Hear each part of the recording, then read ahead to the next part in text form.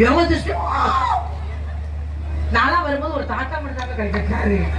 எனக்கு என்னன்னா, எனக்கே இப்படின்னா இப்ப உனக்கு நினைச்சு பாரு, உனக்கெல்லாம் செந்தில் மட்டும் தான் கை தட்டுவான். இப்ப அவெல்லாம் கூட்ட பாவத்துக்கு தட்டுவான், வேற வழியே இல்லை. அப்படின்னு பேச வராரு. அதுக்கப்புறம் ஒரு பேச்சாளர் சேர்ல அப்படியே நிறைஞ்ச மணிக்க இருப்பாங்க.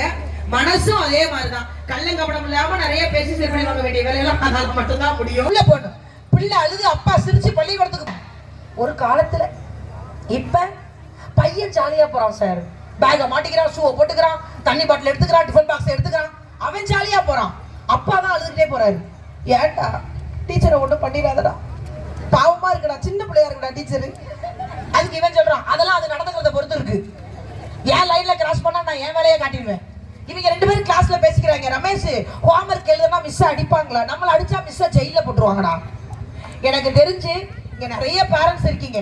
என்னைக்காவது உங்க பிள்ளைங்க வந்து உங்க வீட்டுல வந்து, அம்மா இன்னைக்கு டீச்சர் அடிச்சிட்டாங்க, இன்னைக்கு சார் என்ன அடிச்சிட்டாங்க அப்படின்னா உடனே அங்காளி பங்காளியை கூட்டிட்டு ஸ்கூலுக்கு எல்லாம் போக கூடாது. முதல்ல நாம பெத்த வானரம் என்ன பண்ணுச்சுன்னு உட்காந்து பார்க்கணும்.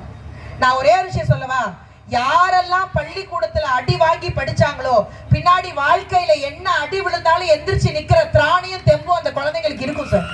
அந்த குழந்தைங்க எதை பத்தியும் கவலைப்படாது. யாரெல்லாம் அடிக்க கூடாது திட்டக்கூடாதுன்னு பொத்தி பொத்தி பாதுகாக்கிறீங்களோ இந்த சமுதாயம் அவர்களை அடித்து திருத்தக்கூடிய காலம் கண்டிப்பா ஒரு நாள் வரும். இங்க யாராவது அரபு நாடுகள்ல உங்க சொந்தக்காரங்க இருந்தாங்கன்னா இந்த விஷயத்தை கேட்டுக்கோங்க. மஸ்கட்ல ஒரு நாடு இருக்குல்லங்க, நாங்க சமீபத்துல நிறைய டைம் போயிருக்கோம். அங்க மன்னர் சுல்தான் ஒருத்தர் இருக்காரு, எனக்கு அவரை ரொம்ப பிடிக்கும். மன்னர் சுல்தான் அவர்கள் பொதுவாகவே அரபு நாடுகள்ல எல்லாம் பாத்தீங்கன்னா நம்ம நாட்டுல இருந்து யாரு போனாலும் வரவேற்கிறதுக்கெல்லாம் மந்திரிகளோ மந்திரிக்கு கீழே இருக்கிறவங்க தான் வருவாங்க. ஆனால் அன்னைக்கு குடியரசுத் தலைவராக இருந்த டாக்டர் சங்கர் தயாள் சர்மா அவர்களை வரவேற்பதற்காக மஸ்கட் நாட்டில் சுல்தானே நேரா போய் வரவேற்றார்.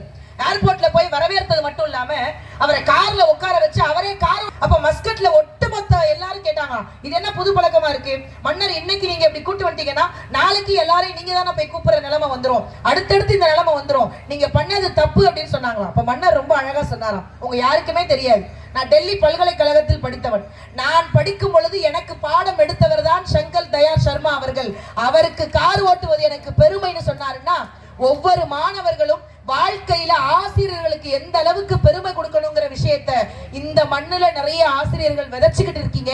அந்த வகையில எங்களுடைய பட்டிமன்றமும் ஏதாவது ஒரு வகையில உங்க மனசுல ஒரு விதையை தூவுங்கிற நம்பிக்கையில இன்னைக்கு வாழ்க்கை என்பது வரவேற்கிறதுக்கெல்லாம் இல்லைங்க, ரொம்ப வருந்தத்தக்கதா இருக்கு அப்படின்னு அன்பு தம்பி பிரபாகரன் அவர்கள் பேச வர்றாங்க. ஒரு பெரிய கைத்தட்டல் கொடுத்து அவங்களை பேச வச்சிடலாமா? நல்லா கிளாப் பண்ணலாமே. கடைசி நான் தாங்க தட்டணும்.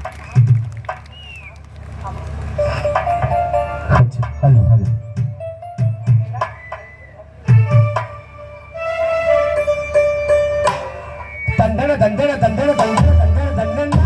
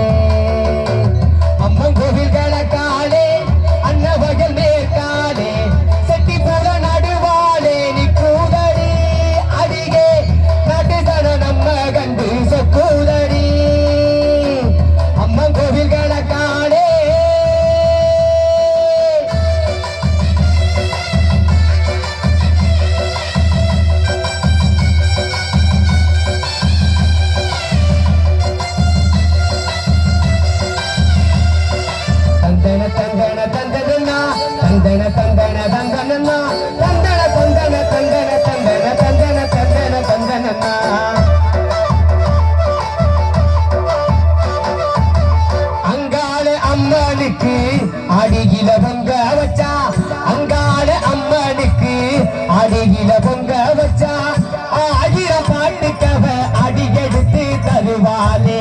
சிங்கார அம்மனுக்கு சித்திரையில் வடம் பிடிச்சா, சிங்கார அம்மனுக்கு சித்திரையில் வடம் பிடிச்சா, சங்கீதம் பாட சொல்லி சாரீரம் கொடுப்பாளே. அம்மன் கோவில் கிடக்காளே, அன்னவர்கள் மேற்காளே, சக்தி கூட நடுவாளே நீ கூதடி, அடிகே நடுசன நம்ம கண்டு சொக்கூதடி.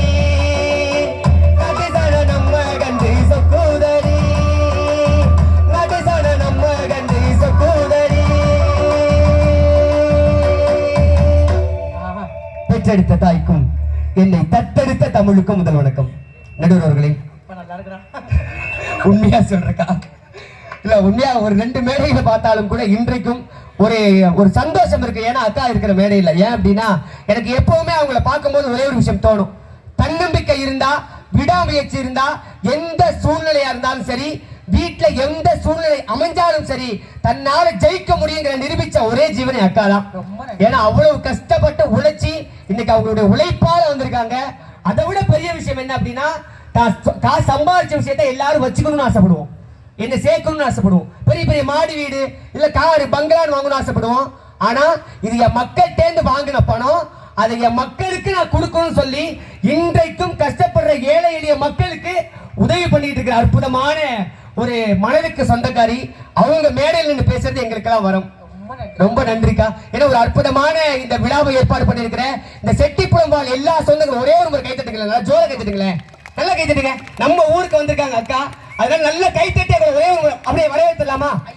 அங்க பாருங்க, நம்ம ஊர் தான். நான் எங்கெல்லாம் சாப்பிட்டனோ அதெல்லாம் என் ஊர் தான். அதுதான்க்கா, இந்த ஊர்ல நிறைய சாப்பிட்டுருக்கோம். கண்டிப்பா அதுதாங்க பெரிய விஷயம். அது மட்டும் இல்லாம இந்த அற்புதமான விழாவை அழகா ஏற்பாடு செஞ்சு அலைக்கடல திரண்டிருக்கிற இந்த மக்கள் கூட்டத்தை பார்க்கும் போது சரிக்கா, இங்க இருக்கிற என்னுடைய அருமை நண்பர் ஏதோ ஒரு மூலையில எங்கோ ஒரு இடத்துல மாட்டிட்டு இருந்த என்னைய வெளியில வாங்க, என் மேடை இருக்குன்னு சொல்லி ஒவ்வொரு மேடையிலும் அவரோட மேடையில நடுவரா இருக்கும் போது எனக்கு பேச்சாளர் வாய்ப்பு கொடுத்து இன்னைக்கு இந்த அளவுக்கு வளர்ந்திருக்கிறேன்னா அதுக்கு என்னுடைய மணக்காடு செந்திலுடைய நண்பன் ஒரு மிகப்பெரிய காரணம். அவருக்கு நன்றியை சொல்லிட்டு அந்த பாவத்தை பண்ணது அவன் தானா? ஏக்கா உண்மையா சொல்றேன், இவெல்லாம் பார்க்கும்போது உன்னே ஒன்று தோணுதுக்கா. பிறந்த ஊருக்கு பெருமை சேரு, வளர்ந்த நாட்டுக்கு நன்மை சேரு. பிறந்த ஊருக்கு பெருமை சேரு, வளர்ந்த நாட்டுக்கு நன்மை சேரு. நாடு பேருக்கு நன்மை செஞ்சா பண்பாடுவார் கொண்டாடுவார். என்னாலும் உழைச்சதுக்கு பொன்னான பலன் இருக்கு, ஊரோடு சேர்ந்து வாழுங்க.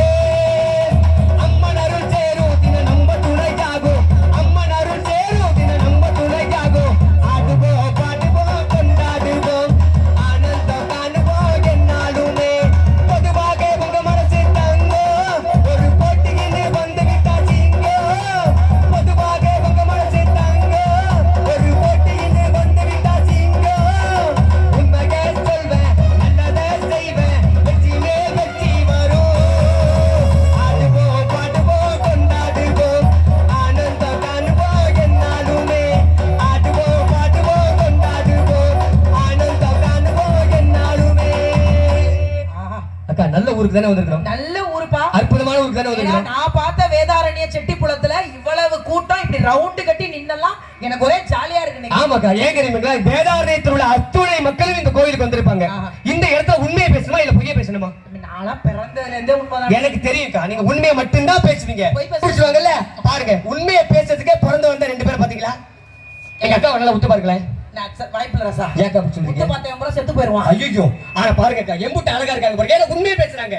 அந்த 2 பேரையும் கொஞ்சம் பாருங்களேன். கொஞ்சம் பார்க்க திருட்டு பைக்கு மாதிரி தான் இருக்கு. பாத்தீங்க தெரியுதா? காரணம் பொய்யா பேசுற 2 புழுகு முட்டைகள் அங்க உட்கார்ந்துருக்காங்க பாருங்க.